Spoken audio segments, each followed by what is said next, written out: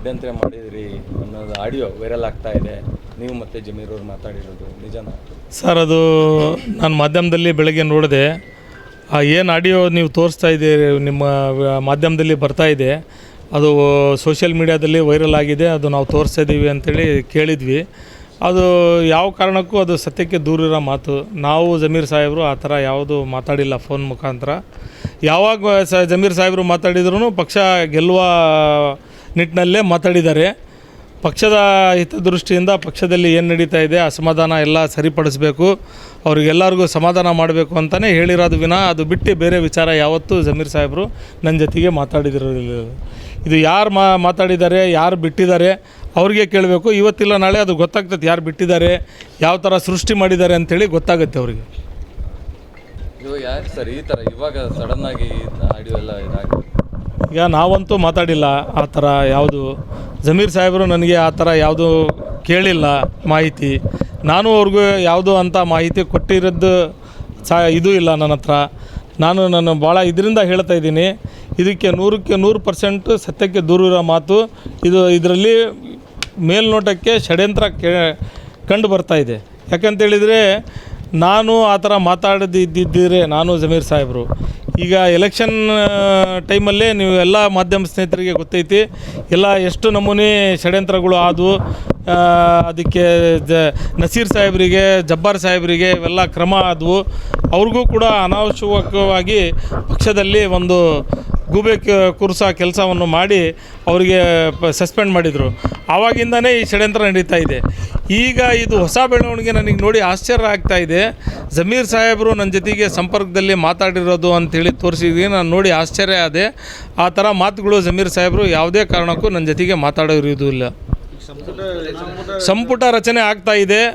ಈಗ ಈ ಟೈಮಲ್ಲಿ ಜಮೀರ್ ಸಾಹೇಬರಿಗೆ ಒಂದು ದೊಡ್ಡ ಮಟ್ಟದಲ್ಲಿ ಷಡ್ಯಂತ್ರ ನಡೆಸಬೇಕು ಅಂಥೇಳಿ ಈ ಷಡ್ಯಂತ್ರ ನಡೆಸ್ತಾ ಇದೆ. ಎಲ್ರಿಗೂ ಗೊತ್ತಾಗ್ತಾ ಇದೆ, ಮಾಧ್ಯಮದವ್ರಿಗೂ ಗೊತ್ತಾಗ್ತಾ ಇದೆ ಇದು. ಆದರೂ ಕೂಡ ನಮ್ಮ ಸಮಾಜ ಎಲ್ಲ ನೋಡ್ತಾ ಇದೆ ಯಾವ ಥರ ಅವ್ರ ಮೇಲೆ ಷಡ್ಯಂತ್ರ ನಡೆಸ್ತಾ ಇದೆ ಅಂಥೇಳಿ. ಯಾವುದೇ ಕಾರಣಕ್ಕೆ ಅವ್ರಿಗೆ ಏನು ಷಡ್ಯಂತ್ರ ಮಾಡಿದ್ರೂ ಅವ್ರಿಗೆ ಹಿನ್ನಡೆ ಮಾಡೋಕ್ಕೆ ಸಾಧ್ಯ ಆಗೋದಿಲ್ಲ ಅಂತ ಹೇಳಿ. ಇದು ಇವತ್ತು ಮಧ್ಯರಾತ್ರಿ 3 ಗಂಟೆ ಪೋಸ್ಟ್ ಮಾಡಿರೋ ಆಡಿಯೋ ಏನಂತ ಅನಿಸುತ್ತೆ ಸರ್? ಅಂದ್ರೆ ಈಗ ಅದು ಯಾರು ಮಾಡಿದ್ದಾರೆ ಅಂತ ನೋಡ್ಬೇಕು ನೀವು. ಎಲ್ಲಿಂದ ಬಂದಿದೆ ನಿಮಗೆ ಗೊತ್ತಿದೆ. ಅದು ಯಾರು ಮಾಡಿದ್ದಾರೆ, ಎಲ್ಲಿಂದ ತೆಗೆದ್ರು, ಯಾರು ಮಾಡಿದರು, ಯಾರು ಆಡಿಯೋ ಕೊಟ್ಟರು ಅಂಥೇಳಿ ಅವರು ಬಹಿರಂಗ ಪಡಿಸ್ಲಿ. ಅದು ಅದರಲ್ಲಿ ಒಂದಷ್ಟು ಮಾತಾಡಿದ್ದಾರೆ ಸರ್. ಅಂದರೆ ನೀವು ಮಾತಾಡಿದ್ದು ಅನ್ನಲಾದ ವಿಧದಲ್ಲಿ ಬಿಜೆಪಿ ಅಭ್ಯರ್ಥಿ ಜೊತೆನೂ ಮಾತಾಡಿದ್ದೀನಿ, ನನ್ನ ಕಾಲು ಬೆಳಕು ನಾನು ಶ್ರೀನಿವಾಸ್ ದಾಸ್ಕರಪ್ಪ ನನ್ನ ಫ್ರೆಂಡ್ ತಮ್ಮ, ನನಗೆ ಭಾಳ ಆಪ್ತ. ನಾನು ಬಿಡ್ರಿ, ನಮ್ಮ ನಾಯಕರಾದ ಮಲ್ಲಿಕಾರ್ಜುನರವರೇ ಹೇಳಿದ್ದಾರೆ, ಅವ್ರ ತಂದೆಯವರು ನಮಗೆಲ್ಲರೂ ಭಾಳ ಆಪ್ತರು ಅಂಥೇಳಿ. ಈಗ ನಾವು ಆ ವಿಚಾರದಲ್ಲಿ ನಾನು ಯಾವತ್ತೂ ಇನ್ನೂವರೆಗೂ ಟಿಲ್ ಟುಡೇ ನಾನು ಅವ್ರ ಜೊತೆಗೆ ಮಾತಾಡಿಲ್ಲ. ಶ್ರೀನಿವಾಸ್ ದಾಸ್ಕರಪ್ಪನ ಜೊತೆಗೆ. ಶ್ರೀನಿವಾಸ್ ದಾಸ್ಕರಪ್ಪರವರು ನಾನು ವೋಟಿಂಗ್ ದಿವಸ ಹೋದಾಗ ಅಲ್ಲಿ ಅವರು ಬೂತ್ನಲ್ಲಿ ಬಂದು ಹೋಗ್ತಾಯಿದ್ರು. ಅದು ಬಿಟ್ಟು ಅದು ಗೊತ್ತಾಗಿದ್ರೆ ನಾನು ಬಹಿರಂಗ ಹೆಸರು ಸಮೇತ ಹೇಳ್ತಿದ್ದೆ. ಅದು ಮಾಡ್ಕೊತೀನಿ, ಮಾಹಿತಿ ತೊಗೊಳ್ತೀನಿ. ಮಾಹಿತಿ ತೊಗೊಂಡ ನಂತರ ನಿಮ್ಮ ಹತ್ರ ಬಹಿರಂಗವಾಗಿ ಹೇಳ್ತೀನಿ ಯಾರು ಮಾಡಿರ್ಬೋದು ಅಂಥೇಳಿ. ಮಾತಾಡೇ ಇಲ್ಲ. ಹೌದು, ಅಂಥದ್ದೇನಾರು ನೀವು ಹೇಳ್ತಿರೋದು ನಾನು ಮಾತಾಡಿದ ಸತ್ಯ ಇದ್ದಿದ್ರೆ ನಾನು ವೈರಲ್ ಮಾಡಬೇಕು, ಇಲ್ಲಿದ್ರೆ ಜಮೀರ್ ಸಾಹೇಬರು ವೈರಲ್ ಮಾಡಬೇಕು. ಮಾತಾಡೇ ಇಲ್ಲ ಒಂದು. ಅದು ವೈರಲ್ ಮಾಡಿರೋದು ಯಾರು ಅಂತ ಅದು ನೀವು ಇದು ನೋಡ್ಕೋಬೇಕು. ಎಲ್ಲಿಂದ ಬಂತು ಅವರಿಗೆ ಕೇಳಿದರೆ ಗೊತ್ತಾಗುತ್ತೆ. ಅದು ಮತದಾನ ಆಗೋದು ದಿವಸ ಅಲ್ಲಲ್ಲ, ಅದು ಅದರಲ್ಲಿ ನೀವು ತೋರಿಸ್ತಿರೋದು ಮತದಾನದ ದಿವಸ. ಅದು ಎಲ್ಲೆಲ್ಲಿ ಏನಾಗ್ತಾ ಇದೆ ಅಂತ ಕೇಳ್ತಾ ಇದ್ದಾರೆ ಅವರು. ಎಲ್ಲೆಲ್ಲಿ ಏನಾಗ್ತಾ ಇದೆ ಅಂತ ನಾನು ಹೇಳ್ತಾ ಇದ್ದೀನಿ. ಅದು ಮತದಾನದ ದಿವಸ. ನಾನು ಮತದಾನ ಮಾಡಿ ಬಂದು ನಾನು ಮಲ್ಕೊಂಡಿದ್ದು. ನಾನು ಯಾರು ಫೋನು ಅಟೆಂಡ್ ಮಾಡಿಲ್ಲ, ಯಾರು ಫೋನು ಮಾತಾಡಿಲ್ಲ ಅವತ್ತು. 100% ಎಡಿಟ್ ಮಾಡಿರೋದು. 100% ಮಾಡಿದ್ದಾರೆ. ಅದು ಯಾರು ವೈರಲ್ ಮಾಡಿದ್ದಾರೆ ಅವರು ಸಿಕ್ಕಿದರೆ ಎಲ್ಲ ಗೊತ್ತಾಗ್ತದೆ, ಬಹಿರಂಗವಾಗಿ ಎಲ್ಲ ಬಯಲಿಗೆ ಬರ್ತೈತಿ. ಯಾಕೆ ಸರ್ ನಿಮ್ಮದು ಅಂದರೆ ಬೆಂಗಳೂರಲ್ಲಾದರೆ ಇವರು ಜಮೀರ್ ಸಾಹೇಬರು, ಸಿರಾಜ್. ಹಳೆ ವಿಡಿಯೋಗಳು ವೈರಲ್ ಆಗುತ್ತೆ. ಹೌದು.